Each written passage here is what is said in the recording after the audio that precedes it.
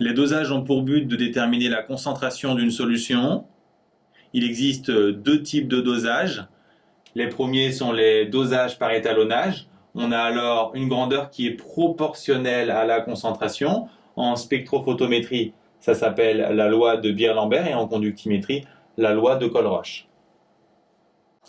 Pour tracer ce type de droite, il suffit d'une solution étalon dont on connaît la concentration et dont on mesure la grandeur. Ensuite, quand on mesure la grandeur d'une solution dont on cherche la concentration, on va obtenir graphiquement la concentration cherchée. On peut ainsi trouver graphiquement la concentration. On peut aussi la déterminer par calcul, en calculant le coefficient de proportionnalité qui s'obtient en appliquant la formule de la pente d'une droite, qu'on adapte bien sûr aux différentes grandeurs avec absorbance ou conductivité. Pour limiter les incertitudes, quelle que soit la méthode, on peut multiplier les étalons, ou dans le cas de la spectrophotométrie, on peut choisir la meilleure longueur d'onde. Il faut en fait choisir lambda max, la longueur d'onde associée au maximum d'absorbance. Si les dosages par étalonnage sont non destructifs, ce n'est pas le cas des dosages par titrage qui détruisent complètement l'espèce dont on cherche la solution. Ils reposent sur une réaction totale, rapide et unique. La solution dont on cherche la concentration s'appelle la solution titrée et l'autre qu'on place dans la burette, la solution titrante.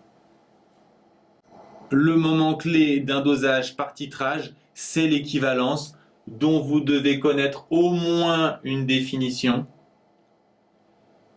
Elle peut se déterminer de différentes manières en fonction de la méthode utilisée, colorimétrie, pH-métrie ou conductimétrie.